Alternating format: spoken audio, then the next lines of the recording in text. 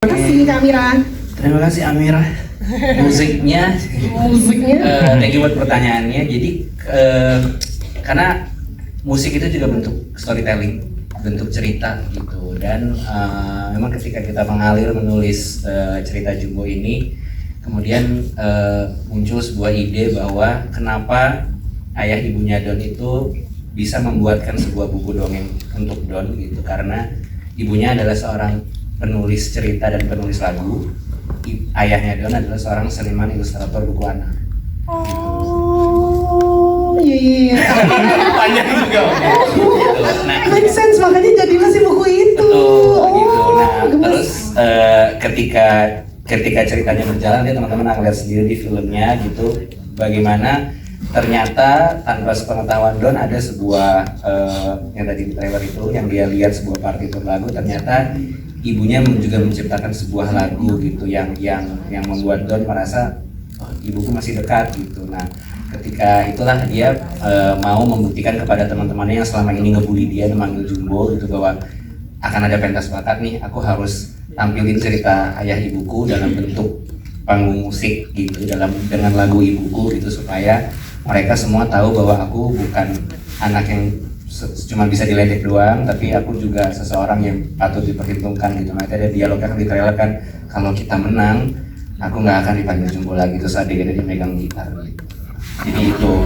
Terus, nah ketika aku sama para produser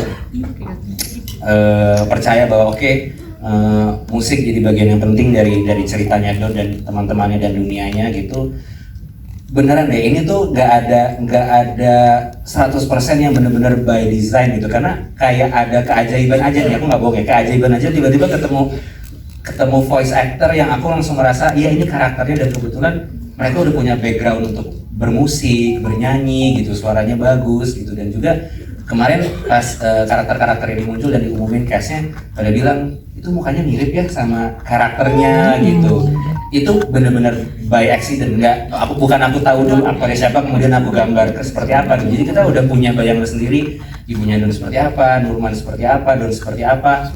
Terus kayak semestanya menemukan mereka gitu. Jadi kayak kalau aku harus percaya sama Anggia sama Novi gitu, ya udah memang they are born for this role gitu.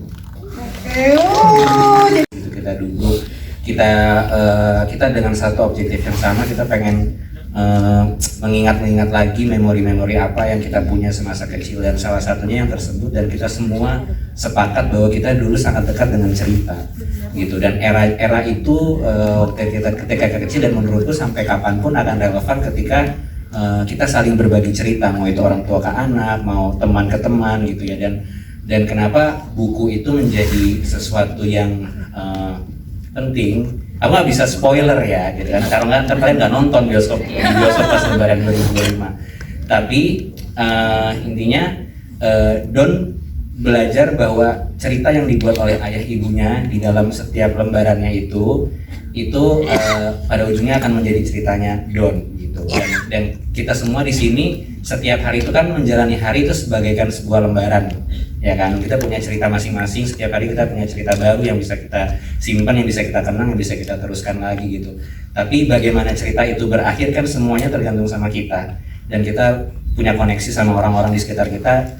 Ending cerita kita seperti apa kan kita yang nentuin. Nah, seperti itu pula buku di film ini gitu, dan Don di film ini gitu. Jadi mungkin kalau filosofinya itu lebih kepada itu sih, kepada berbagi cerita itu nggak akan lekang oleh waktu.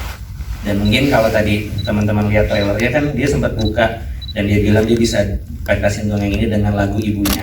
Terus ada partitur lagu kan, ada yang sempat nangkep nggak judul lagunya? Ya, ada.